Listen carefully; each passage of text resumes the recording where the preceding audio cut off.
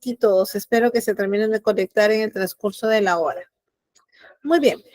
Voy a empezar a compartir. Permítanme. A ver, hay un audio por ahí prendido. Rocío, por favor, si apagas tu audio, sería genial. Rocío Nureña. Ya está, listo. Muy bien. Vamos entonces ahora sí. Les comparto. Ya también estoy con mi otro dispositivo. Listo.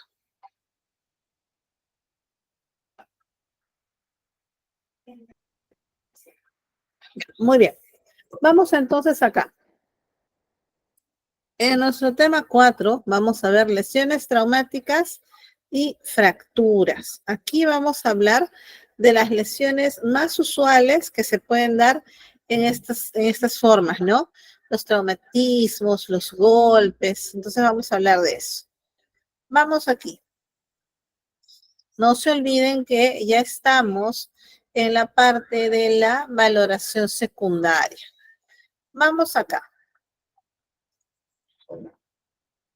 Vamos a empezar a recordar desde la parte de la anatomía. ¿Ya? El cuerpo humano está construido sobre un armazón constituido por 206 huesos. ¿Ya? Voy a resaltarles. No nos olvidemos. ¿Cuántos huesos son? 206 huesos. Y una pregunta. ¿Algunos de ustedes saben cuántos músculos hay en nuestro cuerpo? A ver. ¿Cuántos músculos tenemos? Veamos, una idea de repente. ¿Serán más que los huesos? ¿Igual cantidad? A ver, vamos, los leo, no se intimiden. Han sido un grupo ustedes muy participativo. 300, nos dice Flor, ya, un poquito más. Debe ser más, así es. ¿Saben ustedes cuántos son? Son 650. Imagínate, 650 músculos. Ya está. Sonia se acercaba al número. Son 650 músculos. Ya, ¿por qué les hago mención de esto? Lo que sucede es que a veces cuando sufrimos una lesión, nosotros pensamos que el hueso es una estructura que está independiente al resto. Es decir, yo me hago, no sé, pues una fractura. Y como no hay acceso al centro de salud, o como de repente no quiero ir al hospital porque no me atienden bien, encima el trato es malo, ¿no? Encima no tengo dinero. ¿Qué es lo que se opta por hacer? Se va al huesero. ¿Y qué sucede? El huesero te hace una serie de masajes, una serie de maniobras y aparentemente pues acomoda el hueso que se puede haber roto o salido. Pero ¿qué es lo que pasa? Hay que recordar que ese hueso no está solo, ¿sí? Ese hueso tiene cerca articulaciones, músculos, ligamentos, tendones, y que una mala maniobra podría perjudicarnos. ¿Ya? Entonces, eso debemos recordar, por favor. También, aparte de los músculos, hay que recordar que tenemos vasos sanguíneos y nervios. Imagínate que por una de esas casualidades, el huesero te está acomodando y ese hueso roto tiene una punta. Pero acuérdense que cuando el hueso se rompe queda astillado. ¿Qué pasaría si una de esas puntas rompe una vena o una arteria? ¿Qué pasaría? A ver, si rompe una vena o una arteria. ¿Qué es lo que se va a producir? Se va a producir una hemorragia, así es. ¿Y esa hemorragia yo la voy a poder exteriorizar, la voy a poder ver? No, esa hemorragia es interna. Entonces, imagínate el riesgo que corremos, ¿ya? Al asistir a un huesero que no puede ver por dentro exactamente qué pasa y que por ahí podría producirme quizás una hemorragia interna. ¿Ya? Eso entonces se los menciono porque es parte de lo que vamos a desarrollar el día de hoy. Ahora, los huesos pueden ser largos, cortos, planos y crecen constantemente desde el nacimiento hasta el inicio de la edad adulta. Están conectados entre sí mediante articulaciones sujetas por ligamentos. Vamos acá para que me entiendan mejor cómo funciona un ligamento y un tendón. Mira, aquí está. Los tendones, observa acá, son estructuras gruesas. Mira cómo es ese tendón. Es grueso, es grande. Por lo tanto, ya va a soportar el peso de quién? De un hueso, mira, observa, de un hueso con el músculo. ¿Ya? Entonces, no te olvides, un tendón une los huesos con los músculos. Mira aquí, por ejemplo, el tendón de Aquiles también es un buen ejemplo, ¿no? Que une el tendón justamente con la parte posterior del pie. Para que se rompa ese tendón es muy difícil porque esta estructura es gruesa. Sin embargo, podría suceder que se rompe en un accidente, en un traumatismo, ¿ya? ¿Estamos bien entonces? No se olviden. Los tendones funcionan uniendo los músculos con los huesos. Vamos ahora a los ligamentos. Los ligamentos, como su nombre mismo lo dice, parecen unas ligas. Ya, son tejido más delgadito. Y ese tejido más delgadito, acá les voy a resaltar, unen los huesos entre sí. Mira ahí la imagen. Unen hueso con hueso, ¿no? Hueso con hueso. Entonces, ¿tú qué crees? ¿Un ligamento será fácil o difícil de romperse? Mira la estructura cómo es. Un ligamento es más fácil que se rompa. ¿Ya? Hasta aquí estamos bien. Por favor, si tenemos alguna duda, me dicen. ¿Ya? Quizás alguno de ustedes ha tenido una lesión en los ligamentos o de repente ha tenido una lesión en los tendones. ¿Sí? Y todo esto tiene un tratamiento. En primeros auxilios, recuerden, nosotros somos la primera línea de ayuda, pero en realidad, ¿cómo se va a solucionar este tema? Yendo al médico para que le saquen una radiografía, ¿ya? Y logrando observar exactamente qué tipo de lesión tienes, ¿ok? Porque si no, va a ser bien difícil. Vamos acá. ¿Para qué sirve tu sistema esquelético? Sus funciones son varias. Dentro de las principales tenemos, es el sostén mecánico de mi cuerpo y de todas sus partes blandas. Recuerda, para yo poder caminar o para yo poder moverme, hacer cualquier movimiento, necesito que alguien sostenga mi cuerpo. ¿Ya? Entonces, ¿quién sostiene mi cuerpo? Justamente el esqueleto, que funciona como un armazón. ¿Qué más? El esqueleto también me ayuda a mantener una postura, ¿no? Una postura de parado, sentado, echado, porque todos los huesitos, los músculos, los tendones, todos ellos trabajan en armonía y me permiten movilizarme en diferentes posturas.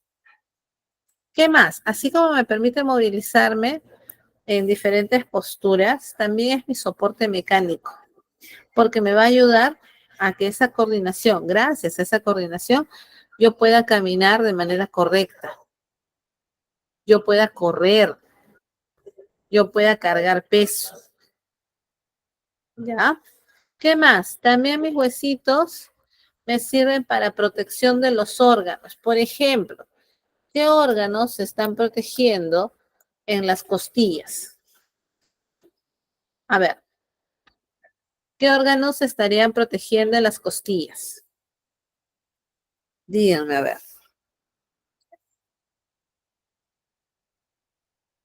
Los pulmones, claro que sí, el corazón, así es. Entonces, ¿es importante que yo tenga mi parrilla costal? Claro que sí. Para eso también sirven tus huesitos.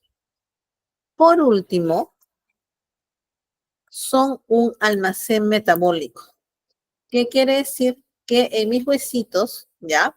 Se realiza el intercambio de sales de calcio y de fosfatos. Ok, entonces estamos bien hasta ahí. Recordemos la importancia, mira, de nuestros huesos, nuestros músculos, cómo es que ellos se pueden movilizar. ¿Ok? Ya está.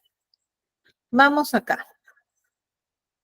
Un punto importante en el cual tenemos que hacer énfasis es en la columna. Nuestra columna está formada por un conjunto de vértebras. Ya son vértebras. Y estas vértebras van a cambiar de nombre de acuerdo a su ubicación. Por ejemplo, las 7 primeras se llaman cervicales. ¿Por qué? Porque están ubicadas aquí, a la altura del cuello. Las siguientes vértebras son torácicas. ¿Por qué? Porque están ubicadas a nivel del tórax. Las siguientes son las vértebras lumbares, el sacro y el coxis.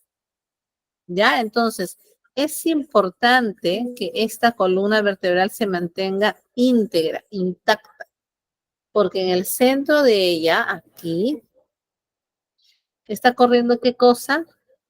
La médula espinal. Vamos a suponer que yo tengo un accidente X, ¿ya? Y el impacto del choque me queda aquí. El impacto del choque es a este nivel, ¿ya? Sigamos la flecha rojita. Este es el impacto del choque. Me he golpeado con algo. ¿Sabes qué es lo que va a pasar? Que si este paciente se ha lesionado esta vértebra, todo lo demás, todo el resto de las vértebras ya no sirve. El paciente se queda discapacitado. Ya no se va a poder movilizar, ya no tiene sensibilidad. ¿Ok? Así funciona. Entonces, es por eso que ahora que les voy a mostrar un videíto, les voy a especificar cómo podemos trasladar a un paciente cuidando la columna.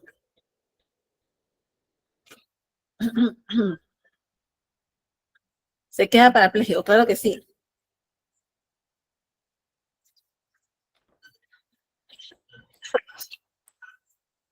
Y disculpas mi garganta. Ya estamos. Vamos acá. Estas vértebras, como ya has visto su cantidad, tienen un número. La primera vértebra, por ejemplo, es la C1. La segunda vértebra será la C2, la tercera la C3, y así hasta llegar a las primeras 7. Luego de ahí empezamos de nuevo. Torácicas. Sería T1, T2, así hasta completar las 12, ¿ya? Y ahí siguen las 5 vértebras lumbares y así. ¿Ok? Eso es lo importante de las vértebras. Tenemos que conocerlas, saber por qué son importantes y por qué sobre todo tengo que mantener la postura de mi paciente. Ya está. Listo, entonces, hasta aquí, ¿alguna pregunta?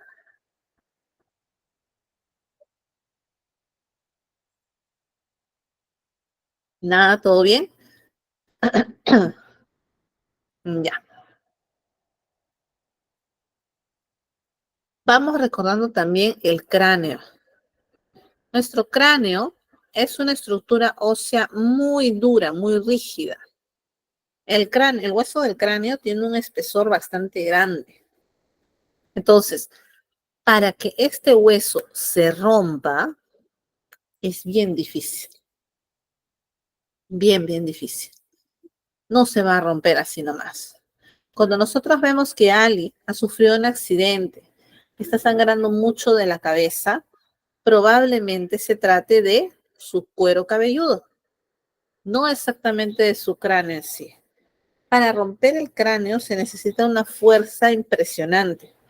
Es más, en las autopsias se trabaja con material bastante sólido para poder abrir el cráneo. ¿Ya? Entonces, esto nos debe quedar claro de que es un huesito bastante duro, pero que si se rompe, también no hay marcha atrás. Recuerda que debajo de él, ¿qué cosa tenemos? Debajo de él, ¿qué cosa tenemos? Nuestro cerebro. Y nuestro cerebro, recuerda que es el que dirige todo. De aquí sale la orden. Entonces podría afectarse la zona del pensamiento, podría afectarse la zona de recuerdos, del movimiento, del habla. Corazón. Cerebro, sí. Mil disculpas, mi garganta está jugando una mala pasada.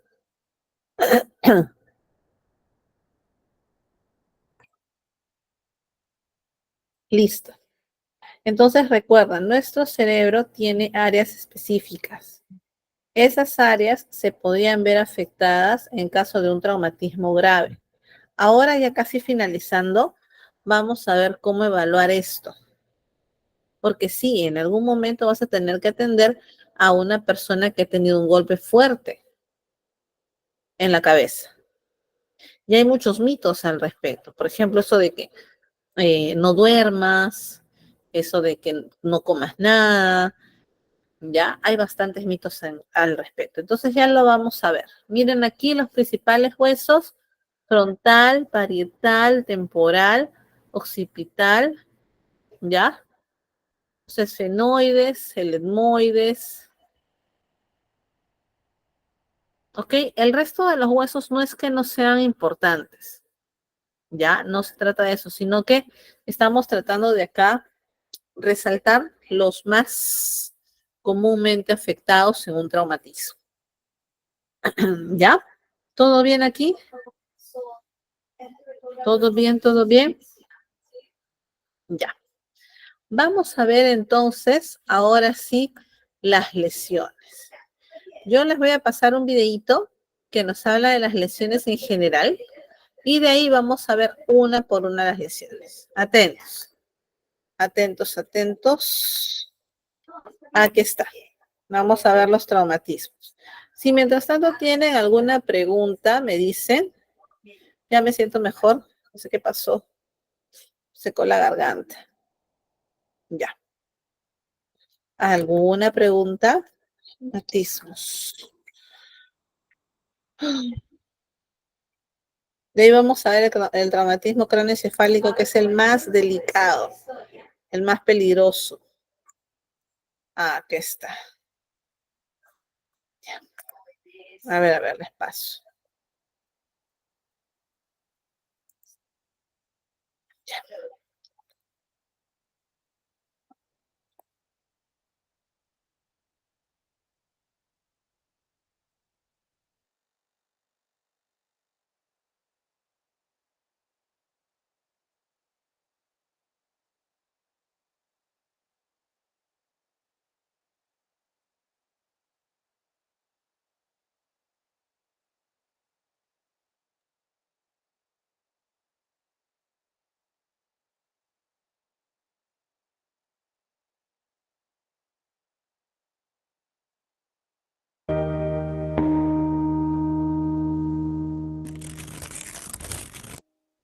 Nuestro esqueleto y las partes blandas que lo rodean pueden lesionarse si reciben un golpe fuerte o un movimiento brusco. Este tipo de accidentes se asocian a actividades deportivas o a caídas graves. A veces es difícil ver si la lesión es una fractura del hueso o si es una distensión o esguince, que es el resultado de estirar demasiado los ligamentos, músculos o tendones. En todos los casos suele haber dolor y dificultad para mover la zona, hinchazón y hematoma. Pero en fracturas, además, se puede ver el miembro deformado o torcido y si se toca, se puede notar un crujido. En cualquier caso, si hay alguna duda de qué es, se tratará siempre como una fractura. En primeros auxilios, las distensiones y esguinces se tratan de la misma manera. Se pide a la persona lesionada que se siente o se tienda para mantener la parte afectada en una posición que le resulte cómoda y que esté al alcance. Si el accidente acaba de ocurrir, se enfría la zona con hielo protegido o compresas frías. El frío ayudará a calmar el dolor y a reducir la hinchazón y el hematoma. Para terminar, la parte lesionada se deja en una posición elevada. De esta manera se reduce el flujo de sangre que podría inflamarla todavía más. La víctima tendrá que hacer reposo y visitar a un médico. Si el dolor continúa siendo intenso o si no puede mover la zona afectada, tendrá que ir al hospital.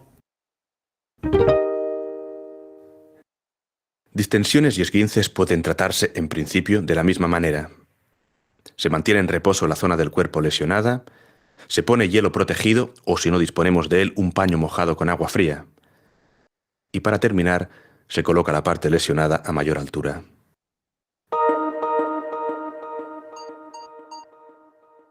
Otro de los traumatismos con los que nos podemos encontrar es la fractura. Cuando es el hueso y no el músculo el que se rompe o se fisura, el objetivo principal es inmovilizarlo y conseguir el traslado al hospital. Hasta que la lesión no esté inmovilizada, no se podrá mover a la víctima de sitio, excepto en caso de peligro. Por lo tanto, se pide a la víctima que no se mueva y se le aguanta la parte lesionada con las manos por encima y por debajo de la fractura. Para mantener la parte del cuerpo inmóvil, se venda a otra parte que no esté dañada.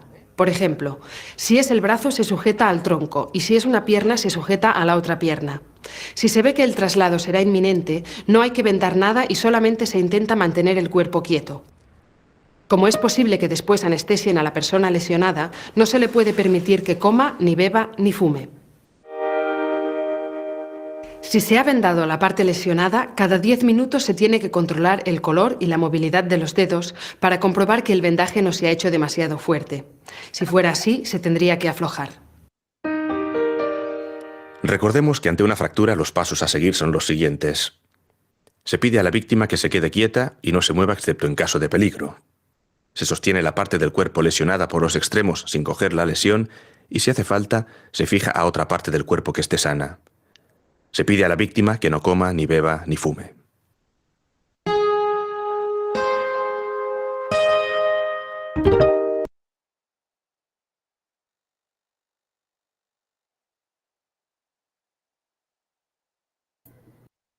Listo.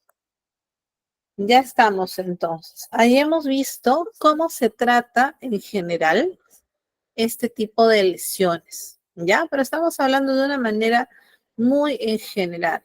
Ya, ahora vamos a ver un poquito más para poder mejorar nuestra atención. Nos había estado escribiendo, aquí está. Isabel dice, mi sobrino de 1 año y medio se cayó de cabeza y quedó inconsciente por unos segundos. Luego todo bien. ¿En cuánto tiempo puede volver a tomarse una tomografía?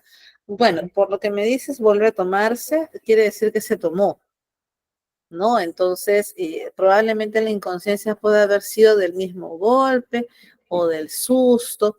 De aquí se sugiere que en 6 meses se le vuelva a hacer por un tema de control, más que nada. Si ya no detectas nada en esos 6 meses, podrías volver a repetírsela en un año. ¿Ya? Pero estos procedimientos no se hacen tan frecuentemente. Lo que sí me sorprende es el tema de que quedó inconsciente. O sea, tanto de repente fue su susto que quedó inconsciente o pasó algo más, ¿no? Porque 1 año y medio es bien chiquito. Ahora, también hay que ver la altura. La mayoría pues cae desde un mueble o no sé, pues desde una cama, ¿ya? Pero en general hay que tener muchísimo cuidado. Ah, lo empujaron en una fiesta, o sea, más o menos él ha caído de su altura. Eso es lo que entiendo. Claro, ya. Entonces no es mucho, es la ventaja. Por eso es que no llegó a más, pero siempre hay que tomar con mucha seriedad el hecho de que haya un golpe en la cabeza. Yo veo muchas veces niñitos que la mamá los lleva cargados, suben al bus y obviamente como el niñito su cabeza queda más arriba, oh, el niño se golpea, ¿no? Y a veces la mamá ni cuenta se da. Entonces hay que tener mucho cuidado. Esos golpes en la cabeza no son nada buenos. ¿Ya? Muy bien. Vamos entonces ahora sí a ver nuestras lesiones. Esperen un ratito. Acá está. Cargue. Ya. Muy bien. ¿Qué lesiones vamos a ver el día de hoy? Vamos a ver las principales, porque existen muchas lesiones. ¿Ya? Pero aquí vamos a ver las principales. Vamos a ver el esguince, la luxación y la fractura. Vamos acá. ¿Qué es un esguince? Dice acá. Es la separación momentánea de las superficies articulares, generalmente después de realizar un movimiento forzado. Por ejemplo, cuando no sabes caminar con tacos, pero te pones tus tacos altísimos y vas ahí tambaleando. O en el caso de repente de los jóvenes, cuando juegan fútbol y utilizan esos chimpunes, esos que vienen como con taquitos. De repente están corriendo, pisan mal y ¡zas! Esguince.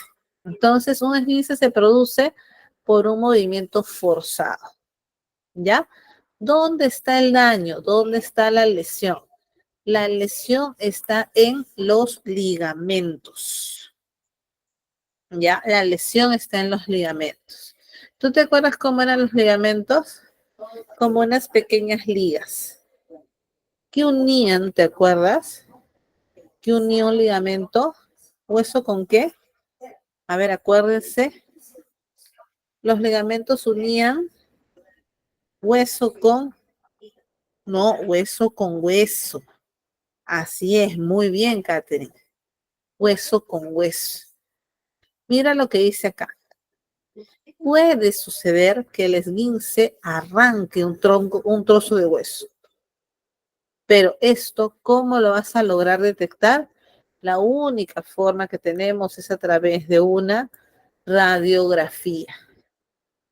Entonces, ¿qué quiere decir? Que a este paciente que ha sufrido ese accidente, yo debo ayudarlo, pero siempre mi consejo debe ser, vaya al médico para que le hagan una placa. Es la única forma de saber qué cosa hay dentro. Yo no puedo tener ojos mágicos para poder determinarlo. Entonces, la única forma para yo poder detectar qué pasó es a través de unos rayos X. Ya, no se olviden. Mira aquí. ¿Cómo está una persona que ha sufrido un esguince? Mira ese pie. ¿No? Qué terrible. Dice, una persona que ha sufrido un esguince va a tener dolor intenso localizado en el punto de la lesión. Se le va a inflamar el pie, en el caso de que sea el pie. Va a tener dificultad para mover la articulación, no va a poder mover. ¿Ya? Y la lesión suele ir acompañada de una hemorragia en los tejidos circundantes, lo cual produce un hematoma, que ya lo estamos viendo. ¿Ya? Entonces, ¿qué ha pasado acá? No te olvides, las ligas, porque acuérdate que todo esto de acá son ligas, las liguitas se han distendido o en el peor de los casos se han roto. ¿Ya? Entonces, eso tenemos que aprender a reconocer. ¿Estamos bien con el esguince? Por favor, pregunten. ¿Qué pasó? Sí, Carolina nos puso una carita extraña. ¿Qué pasó, Carolina? Cuéntanos. Si hay algo que quieras comentar, de repente te has hecho tú un esguince, ¿no? Porque en realidad todos en algún momento nos hemos hecho uno. Yo les comento que cuando ha sido un poquito antes de la pandemia, yo sí sufro un accidente y me quedo con un esguince. ¿Ya? Me mandaron a reposar, todo ok, pero como no había hecho el tratamiento correctamente, o sea, no había hecho reposo constante, se me había formado una bola de líquido a la altura del tobillo. Y el médico me dijo que tenía que operarlo, bla, bla, bla, bla. Luego vino la pandemia, ya no lo hice. ¿Y cuál es el resultado? Que ese tobillo de cuando en cuando me genera dolor, me genera malestar. Entonces, eso está mal. ¿Ese es un tobillo torcido? Sí, así más o menos se ve. Así es. Así más o menos se ve. ¿Ya? Pero en los esguinces también hay grados. Mira acá. Hay que borrar, por acá hay un error. Esto, ahí no sale, acá está. Ya. Esto de acá no le hagas caso. Vamos aquí. En el esguince de grado 1, en el más leve, ¿ok? ¿Qué es lo que voy a encontrar? ¿Qué es lo que voy a encontrar? Una lesión parcial de un ligamento. Ya, esto no lo podemos ver. ¿Quién lo tiene que ver? Un microscopio. ¿Ya? Porque la lesión es muy pequeñita. Esas liguitas son muy, muy finitas. Y acuérdate que aquí no se han roto, solo se han estirado, se han hiperextendido. El paciente puede que tenga impotencia funcional, no va a poder moverse, no va a poder utilizar su pie en este caso, o si no, lo va a hacer pero con mucho cuidado, ya con limitaciones. El lesionado, dice, también es capaz de utilizar su articulación con apoyo total. ¿Qué quiere decir? Que de poder sí puede caminar. Pero yo te pregunto, si tengo mis ligas hiperextendidas por el accidente que hubo, ¿ya? ¿Tú crees que sea buena idea que camine? ¿Que deambule? No, pues definitivamente. Ya, entonces hay que decir eso. Hay que tener mucho cuidado y que este paciente guarde el reposo necesario. Si no, va a estar como yo. ¿Ya? Hay dolor, pero es mínimo. No hay problema. Algunas veces te refieren sensibilidad al tacto. Ya hay edema en algunos casos y listo. El esguince de grado 1 es bastante sencillito. Vamos al de grado 2. Mira aquí. Aquí ya hay una lesión incompleta del ligamento. Vamos a resaltar. Ya, lesión incompleta del ligamento. Eso quiere decir que algunas están parcialmente desgarradas. Algunas de esas liguitas no solamente se han estirado, sino también se han roto. ¿Ya? Entonces, no son todas, son algunas. Dice acá, este paciente tiene ya que tener limitación parcial, no puede hacer grandes actividades porque se puede complicar. El lesionado tiene dolor cuando utiliza la articulación. Si él pisa, probablemente le va a doler. Hay dolor moderado.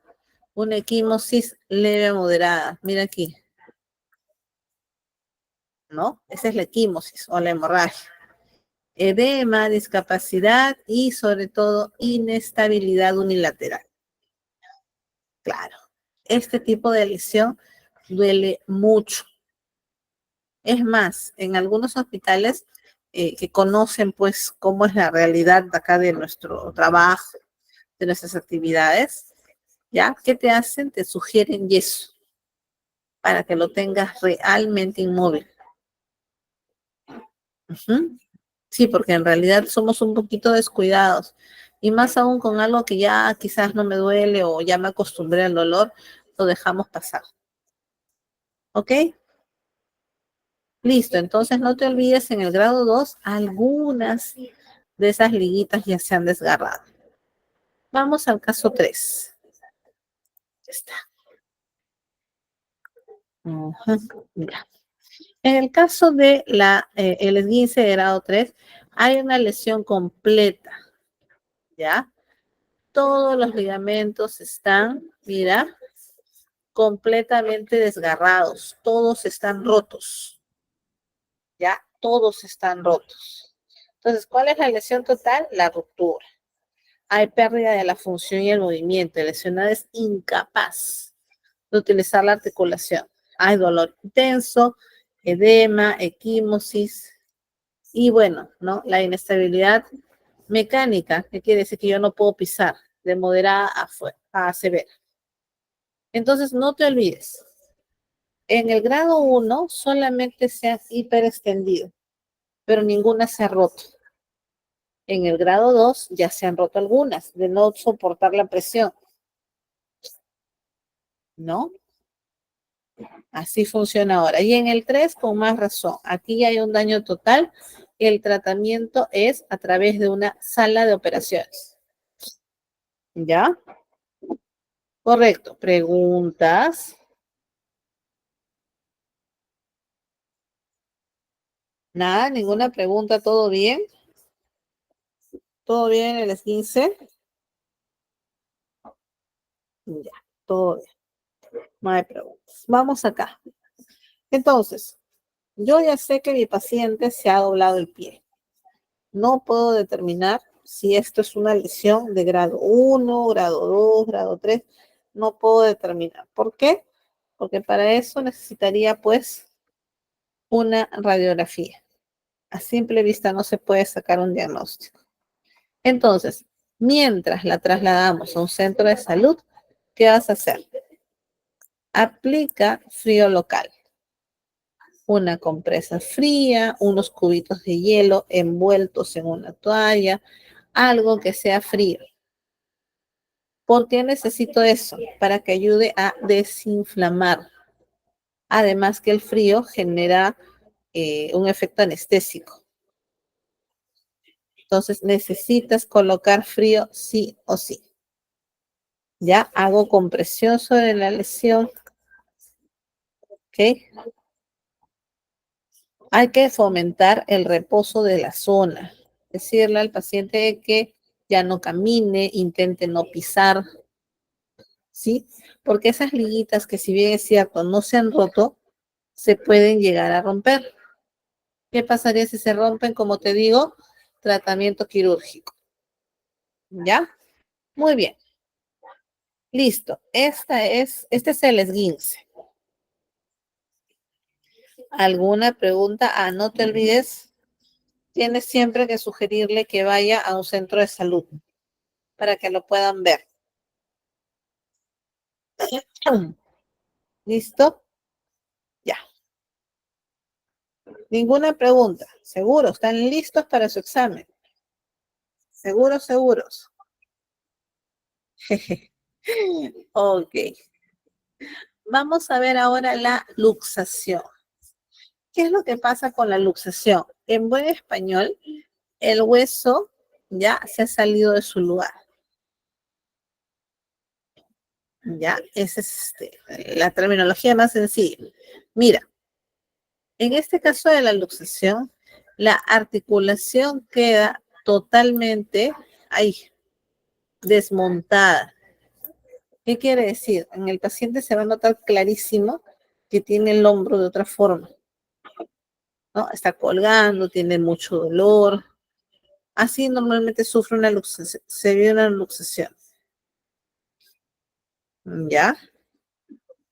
Y en todos los casos se pueden recuperar, sí, normalmente sí, pero con el reposo absoluto. El problema es ese. Generalmente nos cuesta mucho trabajo el reposo. Entonces estoy haciendo una cosa por aquí, por allá, por aquí, por allá. ¿Cómo queda mi esguince? ¿Mm? Como en este caso. ¿Cómo queda mi luxación? Este brazo, vamos a suponer que aquí el huesito se ha salido, ya, ese brazo queda distinto, ya no tiene la misma sensibilidad. Ya, entonces a ponernos serios en esta parte. ¿Cómo me doy cuenta que una persona se ha luxado? Dice acá, hay dolor intenso, ya, inflamación en la zona. Ay, ¿qué fue? Ya está. Deformidad de la articulación y bueno, impotencia funcional. Listo. Ese es, a ver, esa es nuestra luxación. ¿Ya? Vamos aquí. ¿Qué cosa crees que puedes hacer con la luxación? ¿Podrás hacer algo más? Con la luxación ya no podemos hacer nada más. Entonces, ¿qué hago? Aplico frío. Inmovilizo la extremidad. Ahorita les voy a pasar un video de vendajes donde te inmovilizan, porque la idea es que descanse esa articulación. ¿Ya? Muy bien. Inmovilizar la extremidad afectada. Nunca, acá les voy a poner, nunca, nunca, nunca, ¿ya? Intentes tú arreglar la luxación. Muchos dicen, no, yo lo hago, yo aquello, yo el otro. A las finales, recuerda, yo no sé si se ha luxado o exactamente qué ha pasado. La única forma de saberlo es yendo a un centro de salud. No tenemos otra alternativa. ¿Sí? Igual acá. Trasladas urgentemente. Ok, ya está. Y listo. Voy a pasarles un ratito. ¿Dónde estás? Aquí estás. Ya. Mientras me van haciendo de repente alguna pregunta. ¿Listo? Ya está. Ya está. Entonces, les voy a compartir un primer videíto de vendajes. ¿Ya? ¿Para qué? Porque necesitamos ver los distintos tipos de vendaje y cómo estos nos pueden ayudar tanto para la luxación, ahí está, como para el esguince. Habla un ratito. Un ratito. Acá está, vamos a ver facturas.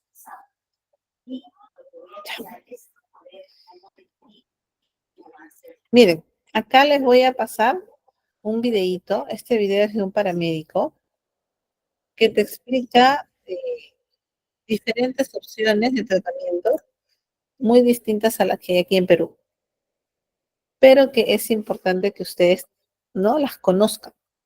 Es importante. Un ratito. Ya está, ahora sí empezó. Listo, listo, un ratito.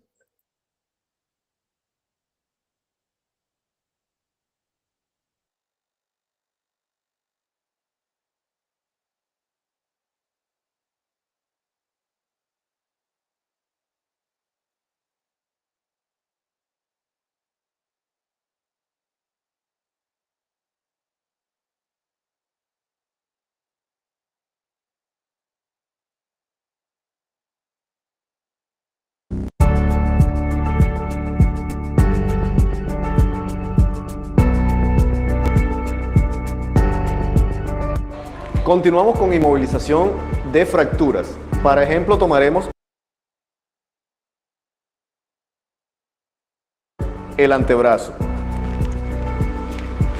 Puedes utilizar férulas de cartón plus, San Splint, madera o cualquier otro elemento con el que cuentes.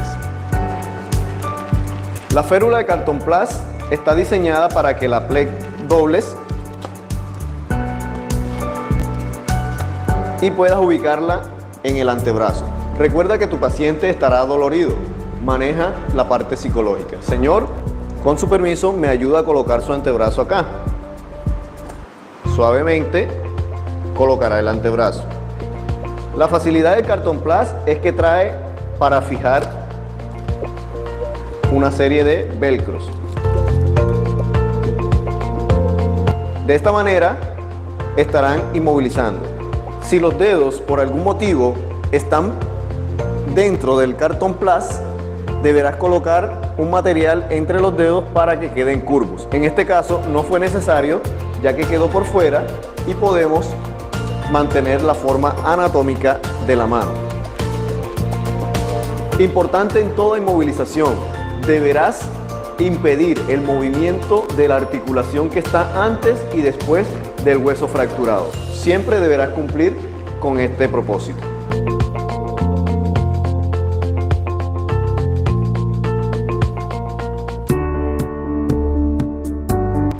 Es probable que en tu botiquín cuentes con una férula maleable. En este video te enseñaré cómo utilizarla adecuadamente. Reconoceremos que nuestro paciente sufre dolor y estará en una posición antálgica, la cual le permite reducir el dolor.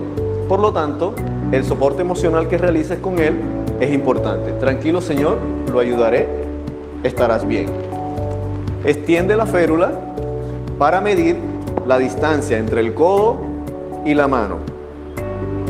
Teniendo esta distancia, deberás plegar la férula hacia atrás. Es importante que la mano del paciente conserve la posición anatómica, que es curva. Por lo tanto, con tu mano haz esa forma. Una vez hecha la forma, harás que las partes largas de la venda realicen un canal, lo cual imprimirá en esta resistencia. Ahora convencerás a la persona de poder colocar su extremidad lesionada en la férula. Señor, necesito que coloque su extremidad de la forma en que yo la coloco. Sé que le va a doler, pero será por su bien. Por favor, muy suavemente coloque la extremidad. Tranquilo, suave, no tiene que ser rápido. Muy bien. Plegarás y colocarás la férula. Una vez colocado, ya puedes dirigir la extremidad a una parte firme en donde colocarás los amarres. Primer amarre será en la mano. Recuerda nunca capturar el pulgar, siempre dejarlo por fuera. Mano, amarre siempre desde la parte externa de la férula. Siempre oculta las puntas. No deben quedar colgando porque se pueden enredar con alguna cosa. Segundo amarre en la muñeca.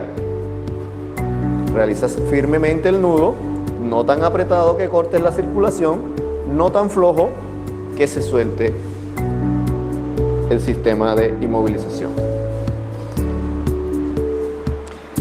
El último amarre será a nivel del codo. Suavemente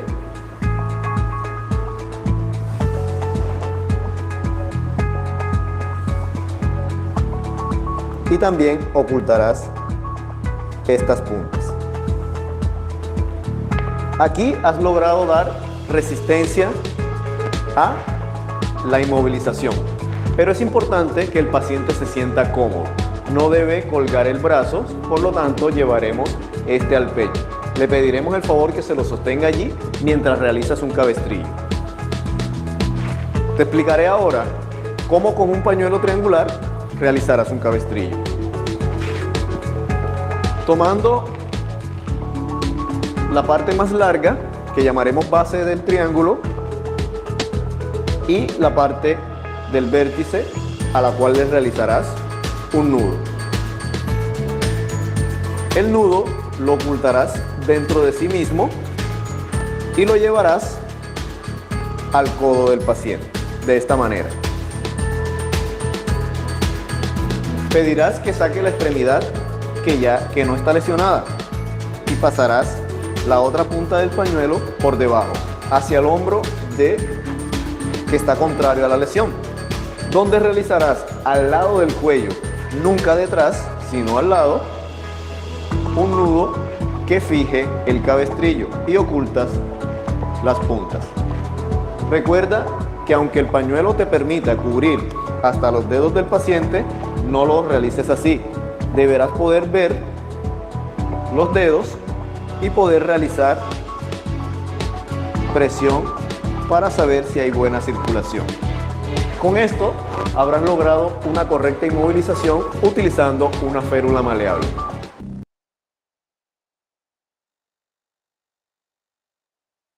A ver, ¿qué tal el video?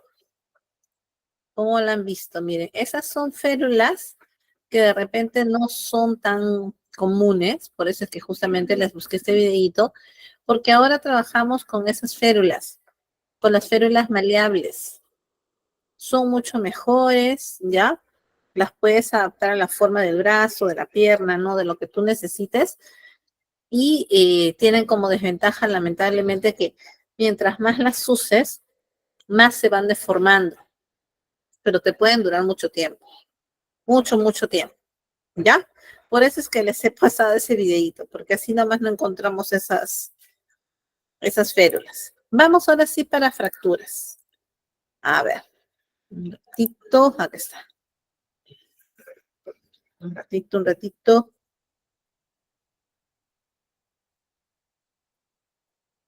Ujú. Ya está. Muy bien. Ya terminamos todo esto, vamos con fracturas. ¿Qué es una fractura? Una fractura se produce cuando el hueso se ha roto. Esa es una fractura. Cuando el hueso se ha roto. Puede haber una ruptura o puede haber una fisura. ¿Saben ustedes qué es una fisura?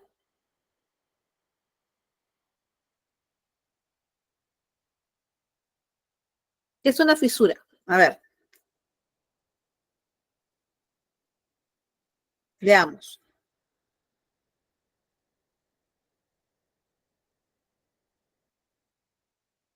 Cuando el hueso se raja, exacto, cuando se agrieta, pero no se rompe, ¿ya? Pero no se rompe. Igual una fisura requiere cuidado o la persona puede seguir haciendo su vida normal. ¿Mm?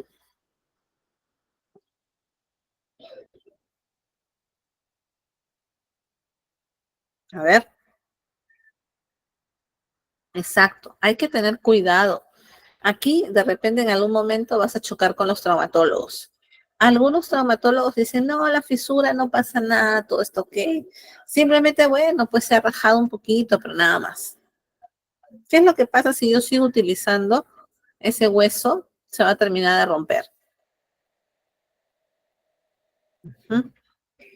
Quizás requiera eso. Ajá, claro. No hay que darle, no hay que minimizar la tensión frente a una fisura. Una fisura también tiene sus peligros, también tiene sus cuidados. Entonces, en resumen, vamos a ver estos dos tipos de fracturas. Fractura abierta y fractura cerrada. Una fractura abierta, ¿ok? Es cuando el hueso se ha roto, pero ha salido a través de la piel. Acá, mm, acá no se nota bien, pero el hueso ha salido, ¿ya? El hueso sale, se puede ver. Y en el caso de una fractura cerrada, mira acá este piecito. A ver, acá te señalo.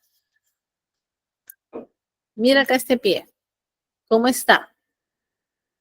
Tiene el hueso roto, pero ¿es una fractura abierta o cerrada? ¿Qué pasó, Teresa? ¿Por qué esa cara? Es una fractura cerrada. Así es. ¿Ya? Muy bien. Vamos acá. ¿Cómo se manifiesta una fractura? Obviamente dolor intenso, inflamación en el punto de fractura, impotencia funcional. El paciente no va a poder utilizar ese pie, por ejemplo. Crepitación del punto de fractura. Cuando tú te rompes un hueso y sigues utilizándolo, ¿ya? Vas a escuchar un crack, crack. Se escucha, se diferencia el chasquido de una fractura. ¿Ok? Y bueno, obviamente pues vas a deformar tus extremidades. ¿Qué hacemos? ¿Qué hacer? En primer lugar, como dice acá, tranquilizar a la persona. ¿Por qué? Porque imagínate qué impresión te llevas de ver que tu hueso está fuera o de ver que está sangrando abundantemente. Entonces tratemos de que la persona esté tranquila. Ayúdate siempre con frío. Consigue hielo, una bebida fría de repente, consigue algo que te pueda asegurar que estás enfriando la zona. Evita movimientos innecesarios. ¿Ya? Trata tú de adecuarte al paciente. No le pidas al paciente, señor, levante el brazo, mueva la cabeza, haga esto, haga el otro. No, porque tú debiste haber preveído.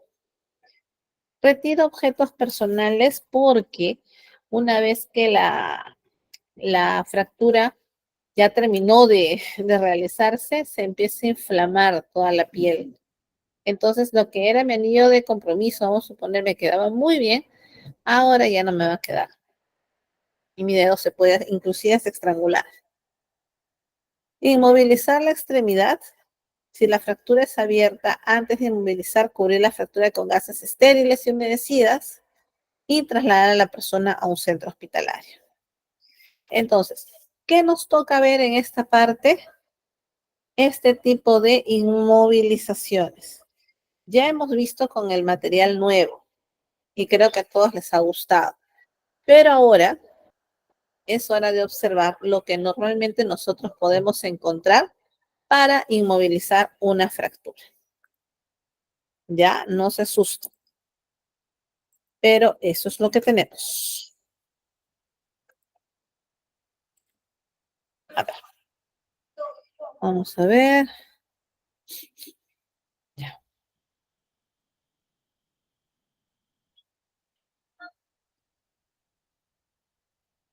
Un segundo.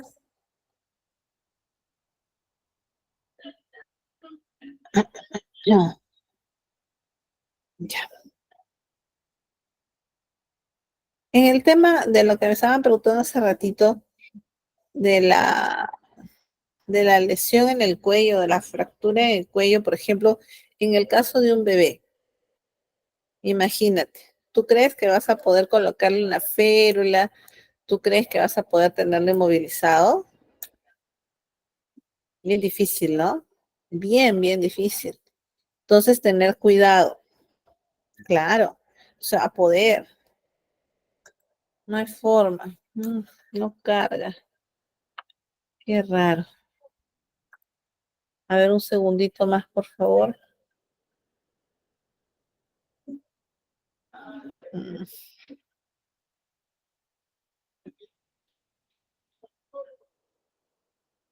Qué raro. Han de haber cancelado este video. Acá tengo otro.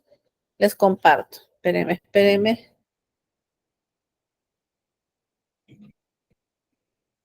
Ya. Ajá. Ya. Les comparto. Sí, el videito que nosotros teníamos, por alguna razón, ya no está disponible.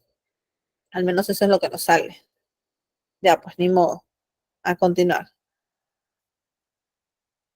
¿Cómo actuaríamos con un bebé? Como les digo, no hay de otra que llevarlo al centro de salud, al hospital. Tienes,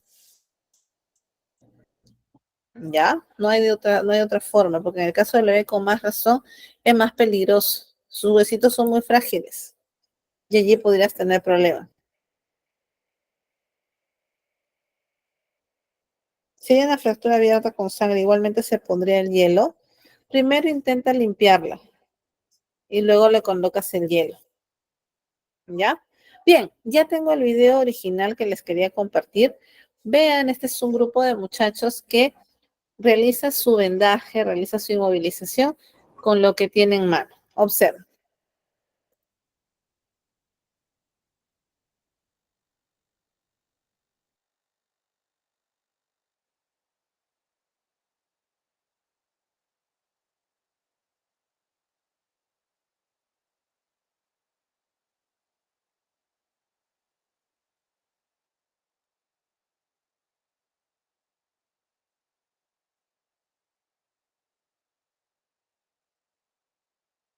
Primeros auxilios de inmovilizaciones. Comencemos. Inmovilización del cuello. Para eso necesitamos el collarín. Colocamos el collarín por debajo del cuello, deslizando suavemente.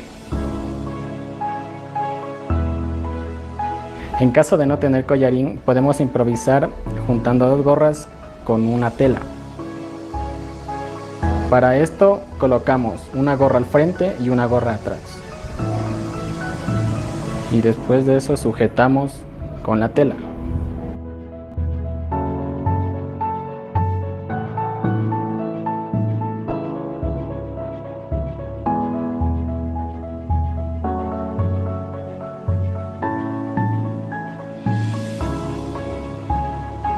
Precaución, no apretar demasiado el nudo.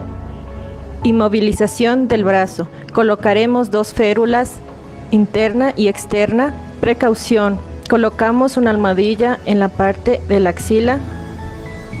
Procedemos a vendar la parte afectada. El vendaje debe realizarse desde abajo hacia arriba.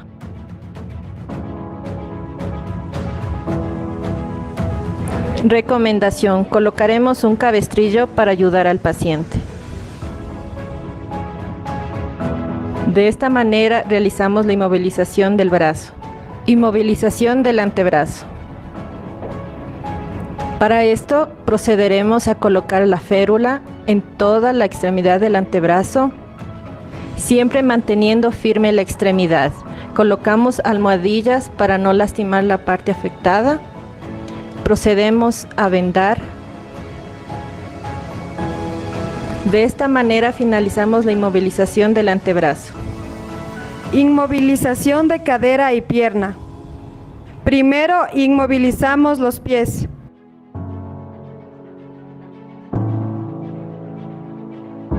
Segundo, colocamos las almohadillas en medio de las piernas. Así evitamos que las piernas se lastimen. 3. Colocamos la férula en el lado de la pierna afectada. 4. Procedemos a realizar el vendaje.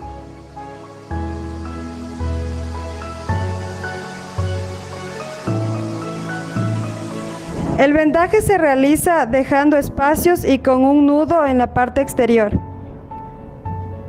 De esta manera se realiza la inmovilización de pierna y cadera.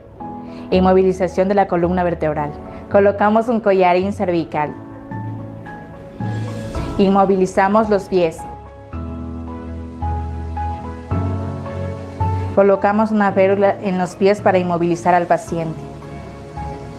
Colocamos al paciente en una superficie firme para poder movilizarlo. 1, 2, 3.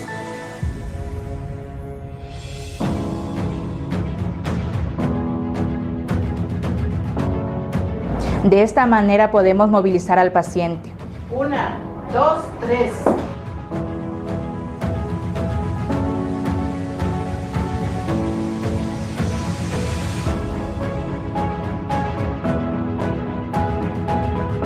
Procedemos a inmovilizar al paciente.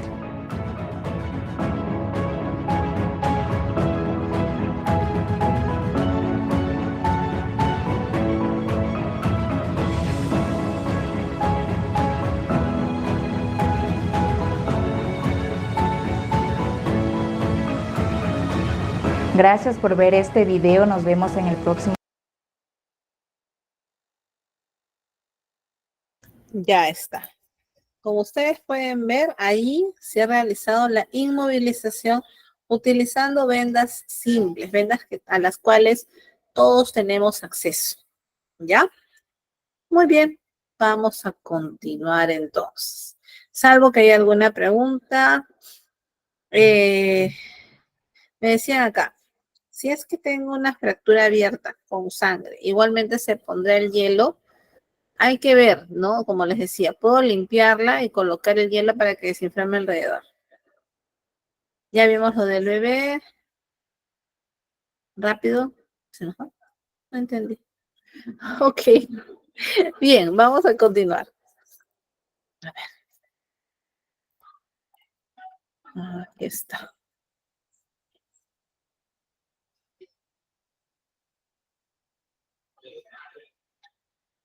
Si ustedes observan aquí en su PPT, sí, Agustín, me preguntas un poquito antes de terminar y ahí lo vemos, ¿ya? No hay problema. Mira, acá hay otros tipos de inmovilizaciones. Mira, ahí hay un cabestrillo. Este de acá se asemeja al que vimos en un inicio con la férula maleable, mira. Ahí está. Tenemos ese cabestrillo. ¿Qué más tenemos? Mira, aquí hay un cabestrillo doble, si te das cuenta, cabestrillo con vendaje en las manos, en las piernas, etc. Ahora, como les mencionaba, ¿y qué hacemos si hay un golpe tan fuerte en la cabeza? Si hay ya una fractura en el cráneo. Todo golpe en la cabeza debe terminar en una consulta en el hospital. No debemos dejarlo pasar porque no sabemos cuál es el grado de lesión. ¿Puede producir hematomas? Claro que sí. Podría producir inclusive, como ven ahí, la fractura del cráneo, la fractura del hueso. Entonces, ¿cómo me doy cuenta que puede haber una fractura? Mira aquí. Tenemos los signos y síntomas. El signo de Battle, mira, este de acá, se caracteriza porque hay un sangrado, hay una hemorragia, mira. Todo esto es una hemorragia interna en la parte de atrás de la oreja, la zona retroauricular. ¿Ya? ¿Qué más tenemos? Mira aquí, ojos de mapache. Si te das cuenta, todo alrededor de su ojo está morado. Ese es un tipo de hemorragia.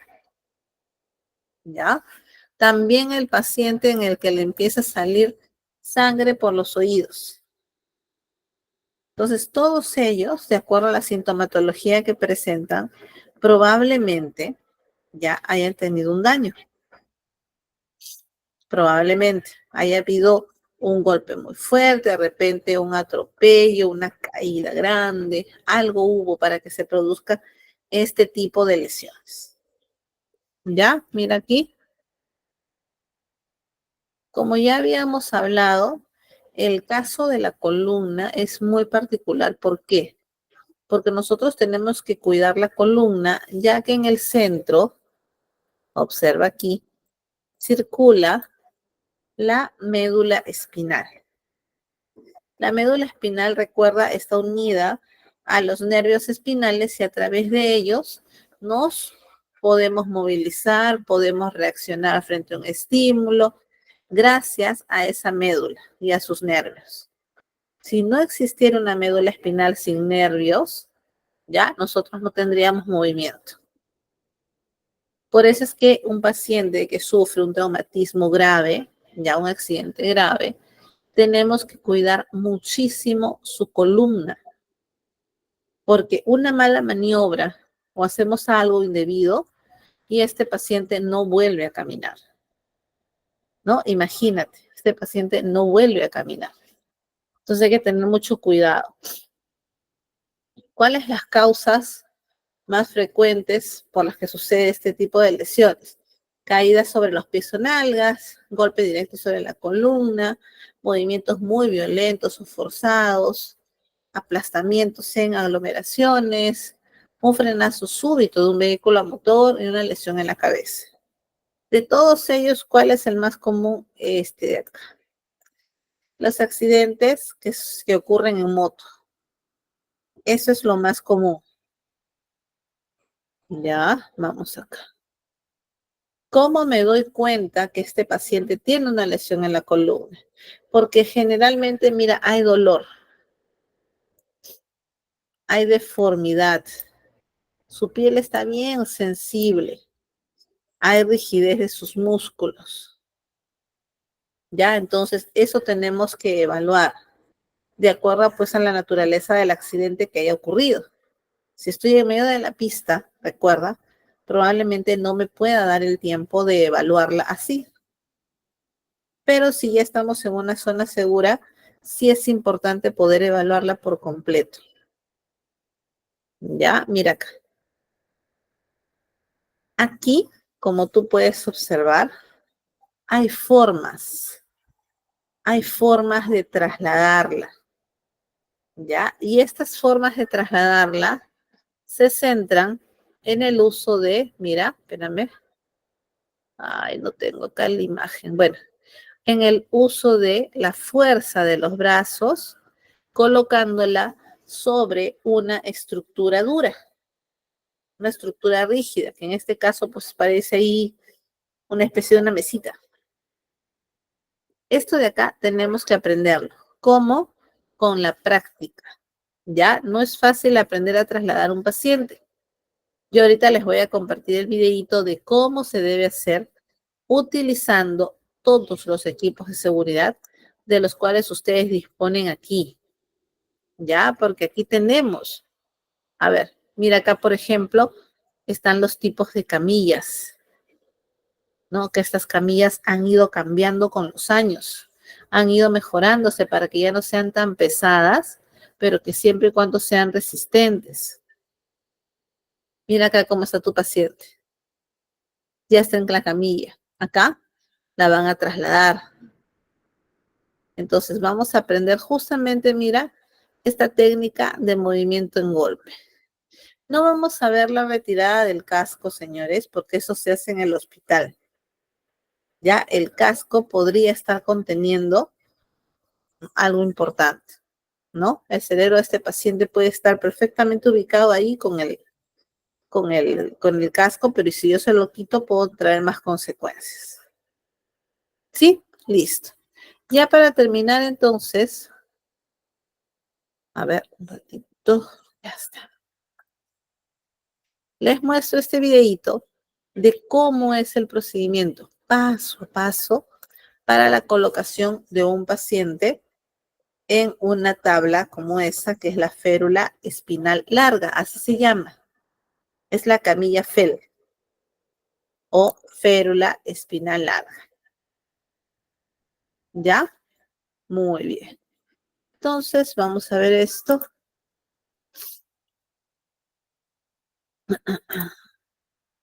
Ya.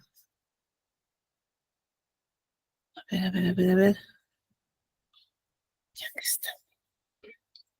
Sí, pues tienen que ver este videito. Un segundito, si tienen una pregunta me van diciendo.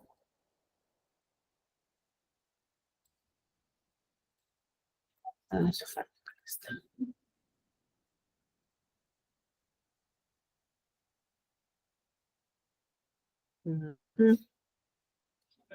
Pero ya mis videos no cargan. ¿Qué ha pasado? Un ratito. Un ratito, por favor.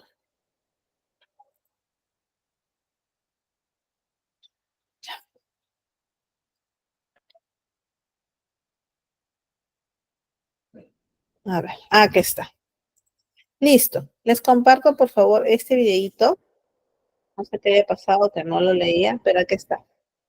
Observen, está todo el procedimiento, desde que se rescata a la víctima del piso hasta que se le entrega a una ambulancia. A ver.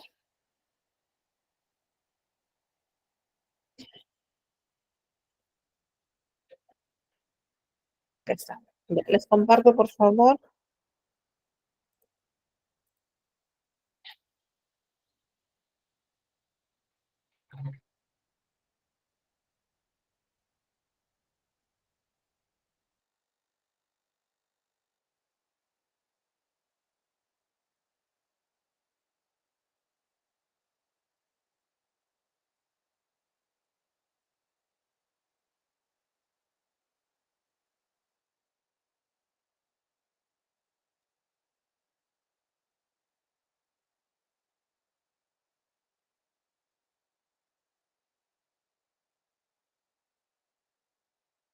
Instructor de primeros auxilios y el día de hoy les explicaremos el uso correcto de la tabla.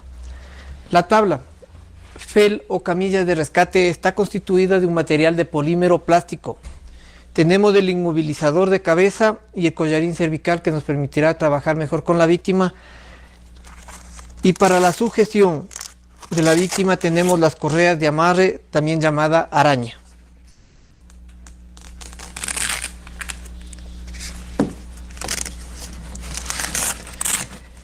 La tabla tiene una dimensión de 45 centímetros de ancho por 1,83 de largo, soporta 175 kilos de peso. Es indispensable para la movilización de una persona, mínimo 2, para mover el peso mínimo. Para la movilización correcta de una persona necesitaremos mínimo 2 personas para moverla. Mientras más personas tengamos para mover la tabla, sería mucho mejor, ya que dividimos el peso de esa persona para 2, 3, 4, 5 o 6 personas. El collarín cervical se lo debe utilizar de la manera correcta. Tiene una base de mentón, la cual va colocada y asegurado el paciente. Esto permite que la cabeza se mueva junto con el cuerpo en un solo bloque y la cabeza no esté colgando y sufra mayores daños. El sujetador de cabeza o inmovilizador de cabeza.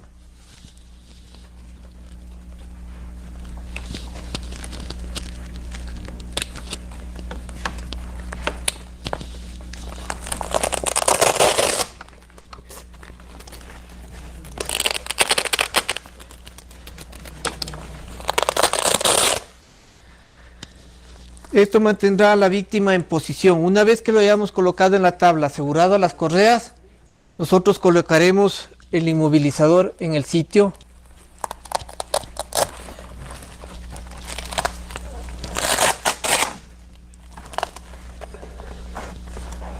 Abajo. Arriba. Para mantener la cabeza en posición recta durante el transporte de la víctima. Las correas de araña nos permite mantener sujeto a la víctima durante todo el trayecto de la movilización. Ya. Entonces se acerca, encuentra en el piso ya, y pide ayuda a la tripulación. Por favor, ¿alguien me puede ayudar? Ya. La tripulación llega, hace una revisión primaria de la víctima, ¿sí?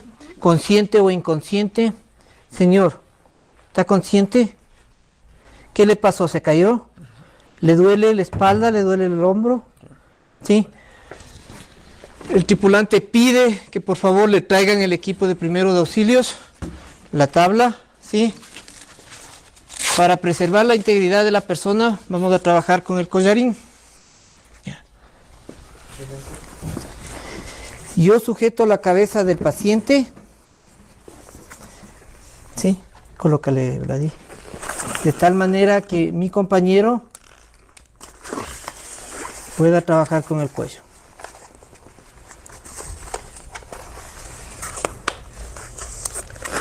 Correcto. Ya.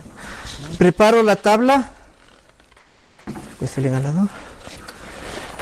Retiro las bases del inmovilizador de cabeza y la araña. ¿Sí?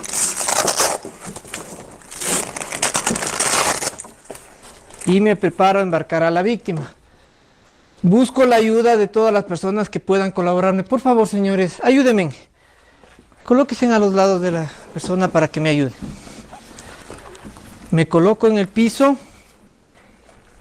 Traigo la víctima hacia donde mí, lo más posible mientras introducen la camilla.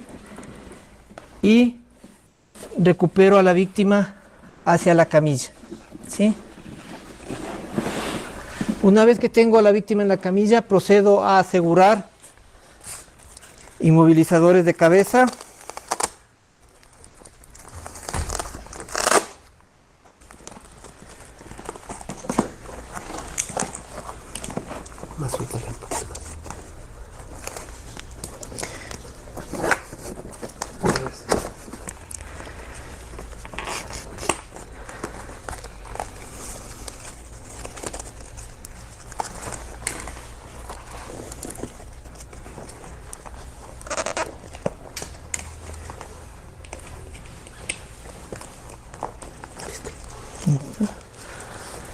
Y coloco las correas o arañas de su puesto.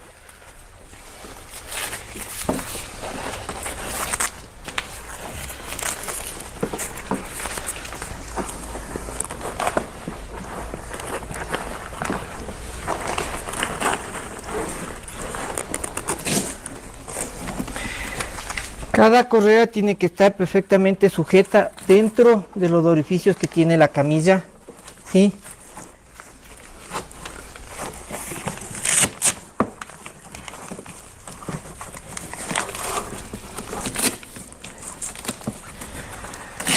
Una vez empaquetada nuestra víctima, procedemos a levantarla. Por favor, señores, ¿me ayudan?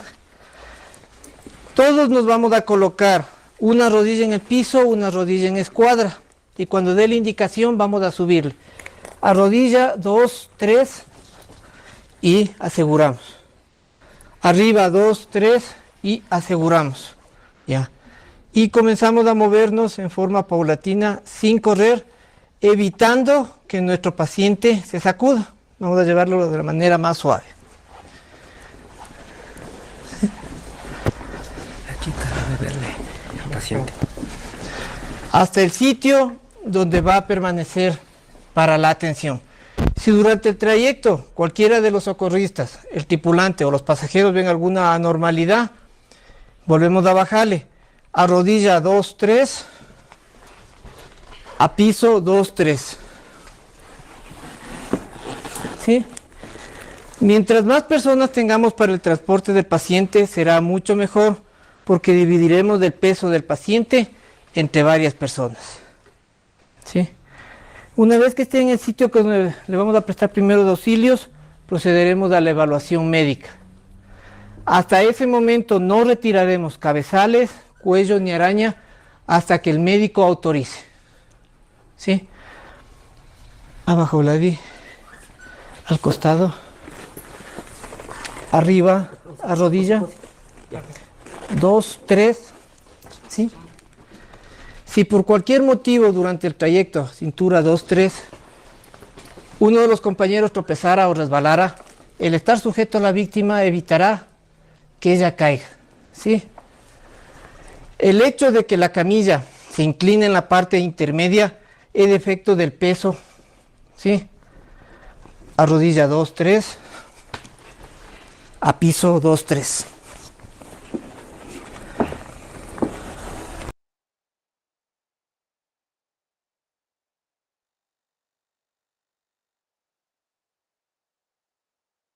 Listo. A ver, ¿qué les pareció ese traslado de la víctima? ¿Han visto ustedes cómo se coloca al paciente, ¿no? En la férula espinal larga, ¿no? En ese tipo de camilla que todos nosotros las hemos visto en algún momento.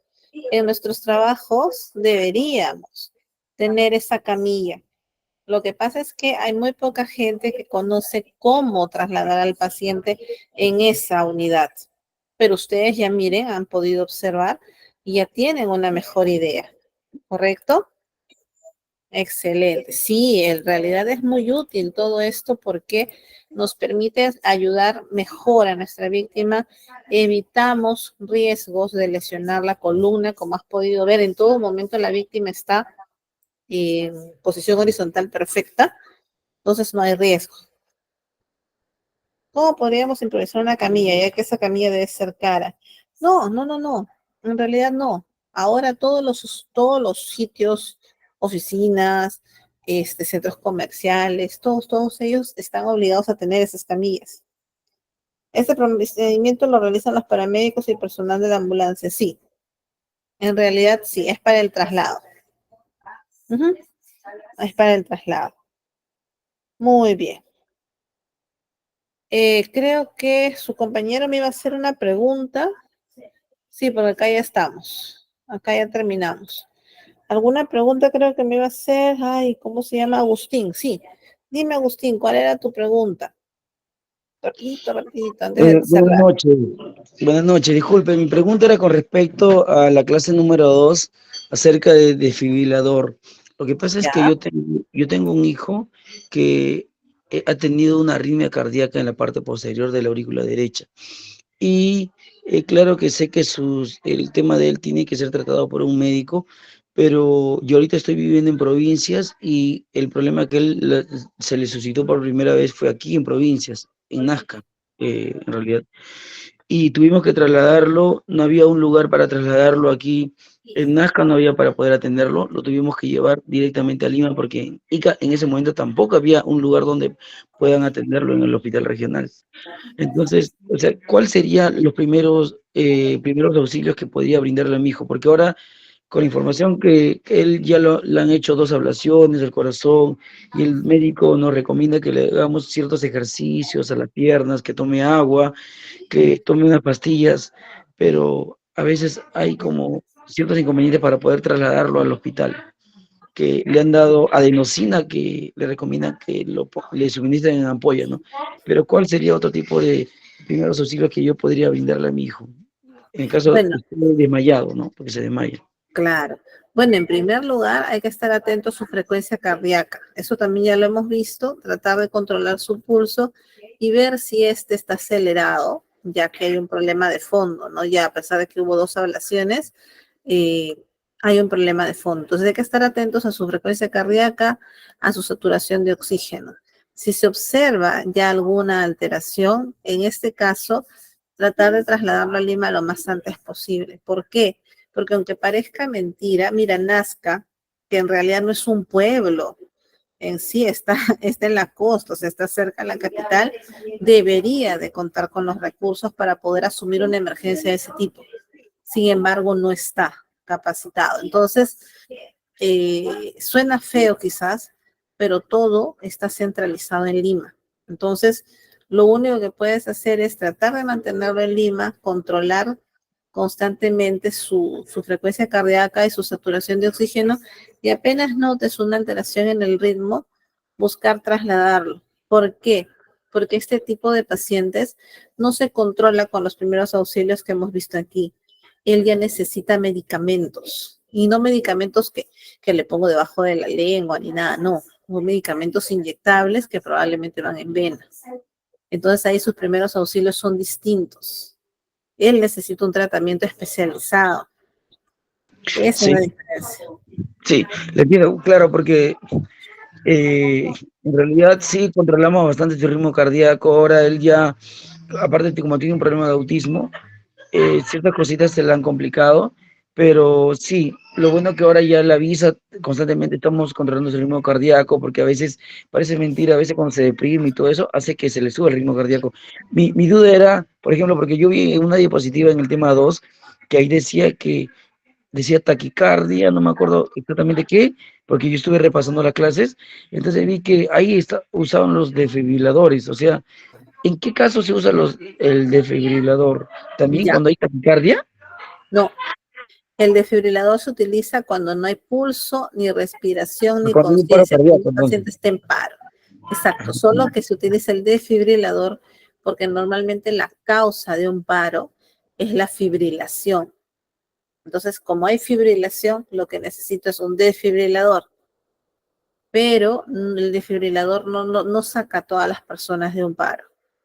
Ah, ya. Otra duda, con respecto, por ejemplo, antes cuando subo, en la clase anterior, la tercera clase que hubo acerca de atragantamiento, cuando le hacían el masaje a una persona embarazada, entonces, en el caso que quede la persona, o sea, no se le llega a salir el objeto que tenga en las vías respiratorias, se le tenía que igual usar el RCP y hacer las respiraciones, Sí, o es que, sí, claro que sí. Si ya no se pudo extraer el objeto, sea una persona embarazada, un niño, un adulto, esta persona va a perder la conciencia y entra en paro. Entonces ahí nos corresponde hacer RCP. ay, muchísimas gracias, de verdad, Ok. gracias. Bien, Sonia nos estaba preguntando rapidito porque estamos fuera de hora. Dice, una pregunta, ¿cuál sería la consecuencia de un soplo del corazón y las venas aortas obstruidas? La consecuencia más que nada sería el riesgo. El riesgo más grande es que un paciente entre en paro. Entonces, por eso es que es fundamental que todos aprendamos a hacer el RCP, porque sea cual sea la patología cardíaca que haya de fondo, el paro te sorprende en cualquier momento. Entonces, el RCP es la medida que nosotros tenemos para mantenerlo con vida mientras llega la ambulancia o llega su tratamiento. Hay pacientes que llevan un tratamiento muy estricto, muy específico. ¿no? Entonces ahí va el asunto. Bien, listo. Los dejo porque nos hemos salido un poco del tiempo. Ya esos temas son bien profundos, bien para analizar. En la última parte del PPT, si ustedes revisan, hay un caso clínico que nos habla justamente de las fracturas. Léanlo, por favor, y lo vemos el día miércoles. Lo revisamos rápidamente para no interferir con el tema que vamos a desarrollar. ¿Sí? Muchísimas gracias. Bonita noche. Le doy pase al coordinador. Gracias.